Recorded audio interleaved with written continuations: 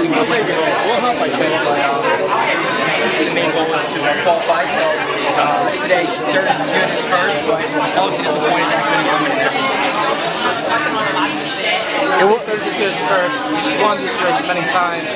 So, were you expecting that there's a chance you would lose? I mean, anytime you toe the line in any race, you know, especially the 1500 is so unpredictable with, you know, falling and don't really know where, you know, tactics play involved, obviously a lot more than other events, other distance events. But yeah, today, coming into this meet, if you would have asked me 2 weeks ago if I was racing this meet, I would have said there's a better chance of me not running it than running it. I kind of just started training like about 10 days ago, getting back into it.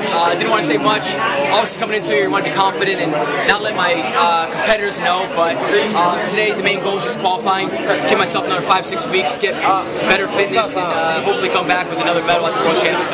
So what happened? You said you were banged up. What were you dealing with? So first thing was the start of the season in April, I had a left adductor problem, strained it, and I just couldn't do any like kind of workouts. I was able to run longer stuff, and then about actually right after Oxy, first workout, I started getting chest pains all week. Another like viral infection that I had sidelined me back in 2014, and that knocked me out for about a week. And just as I first workout back after that, I had the right adductor flare up and actually had a small tear. And I don't do so well with injuries. You know, one is kind of emotionally draining for me, but when I have 2-3 things that pop up in a span of 4-6 weeks, I was ready to just kind of can the season, to be honest with you. At first, when I strained this right adductor, I thought it was going to be worse than the left one, and that took at least 3-4 weeks.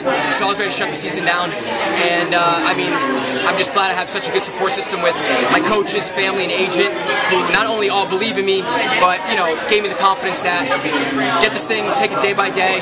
All you need is a couple weeks of runs, workouts, and you'll race yourself in shape. So without them, I probably wouldn't have been towing this line. So were you running all this time, or are you not running, or? I started running about 10 days ago. I wasn't running. With the chest pains, I was doing absolutely nothing. And then the adductor, I couldn't do anything either. Just even stationary bike was making it sore. So I probably took about 2-3 weeks off completely. Oh. And once I was able to run, I was able to work out about 3 or 4 days after. So. Were you cross-training at all, or you couldn't do anything?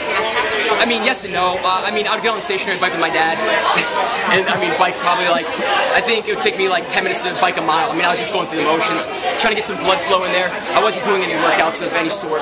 So this virus thing, it's a heart deal, or you had the same one before? It's a chest thing. Yeah, I mean, I don't like to disclose other runners, you know, illnesses and injuries and what so forth. But there's another runner on another team up in Portland that's had the same thing as I have, and it's been good. Him and I kind of been talking each other through it.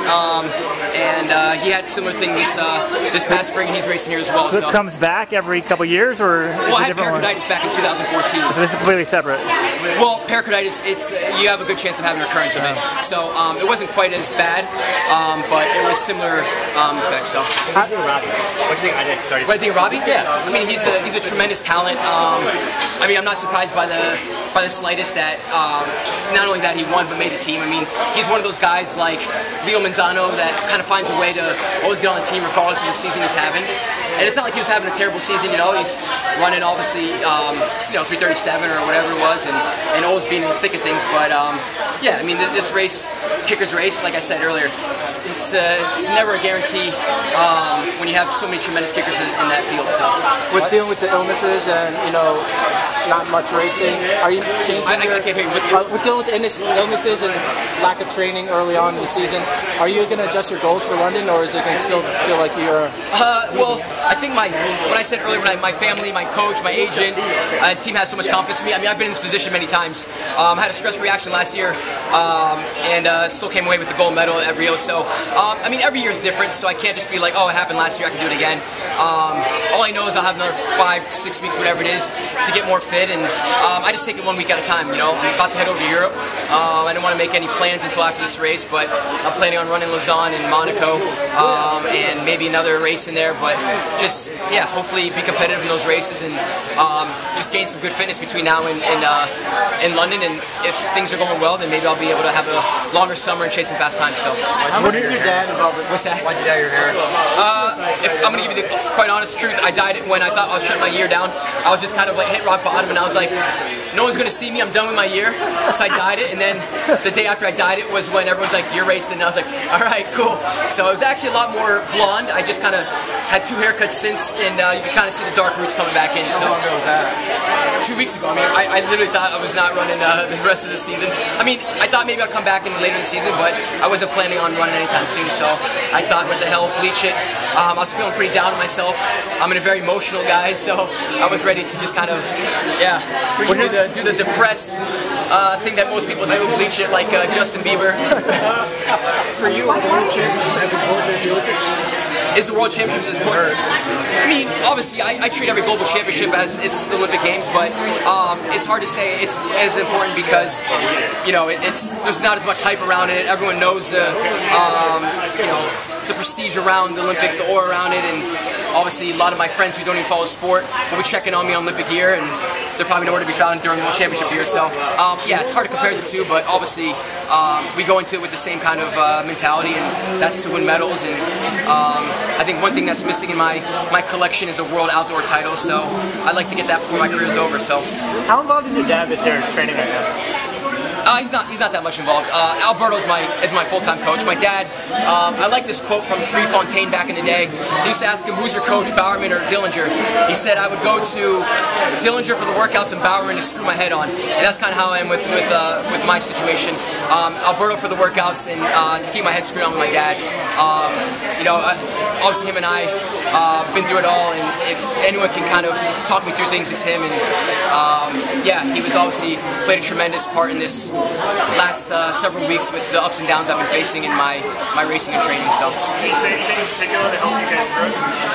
I mean, not really. I mean, Alberto kind of was to say, look, you're the Olympic champ.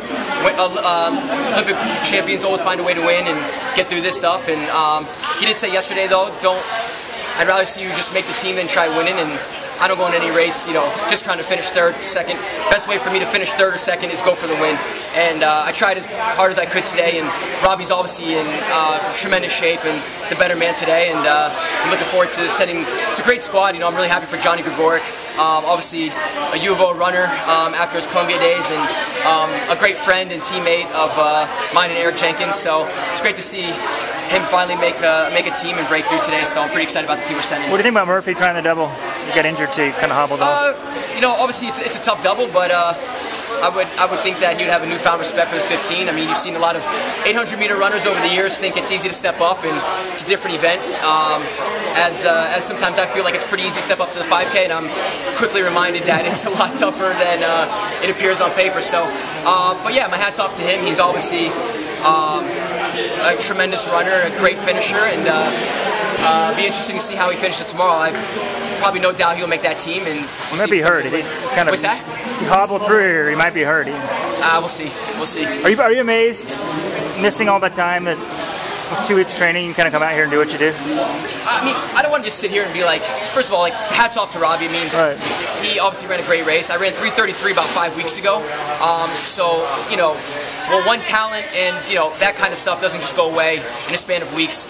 I found that with each workout I was exponentially feeling better, getting my legs back underneath me, and I think I just kind of, ran out a little too much time, because with that week and a half I kind of had to start backing off a little bit. You know, I wanted to get a good time trial in, which I did about 6 days ago, and then I just kind of had to back off coming into this because couldn't really train through this, obviously. So pretty much right after Oxy you got hurt? Is that when So right after Oxy, the first workout after, I think it was on Monday, the Monday going into pre, I did a workout and I couldn't even warm up. I was getting chest pains, my heart rate was through the roof, and checked myself back in the ER, and had another viral infection that had to, you know, I had to take it one day at a time, and I unfortunately can't cross train because getting my heart rate up was only doing it worse. And so it's something that I had to take 6 weeks off for back in 2014. I missed the whole indoor season, which everyone, of course, thought it was for other reasons.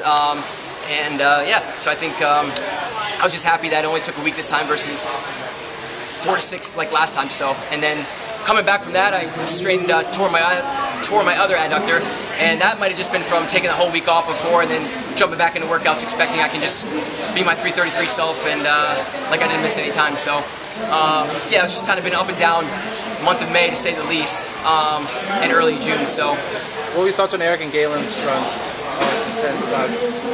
Well, first, let's see. With Galen, I mean, the guy's obviously an incredible competitor, and for him to come back after Boston Marathon and just want to toe the line, I mean, everyone's got to respect that regardless of how you finish at Boston and how you finish here. I mean, you've got to take a couple weeks down from that and to do some of the training that he had to do to kind of cram in to be ready for this. Nothing but respect for him.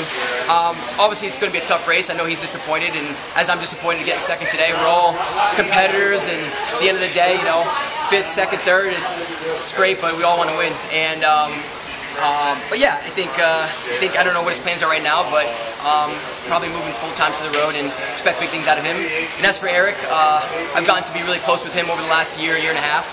And last year was pretty tough for him. I mean, he finished one spot away from making World Indoors and then one spot away from making Olympic team. As your first year as a pro, that's brutal, you know. And for him to come out this year and perform when when he was one of the favorites, I think it shows that he's ready for the big dance now, and I would expect a medal out of him. I mean, he just barely lost to Chelimo last year, and he got second at Olympics. So Eric is obviously well composed and a very consistent runner. So I don't think you'll see him go there and bomb. I expect him to make the final, and as we all know, anytime you make a final, it's anyone's game. So thank you. Appreciate it. Thanks, guys. Appreciate it.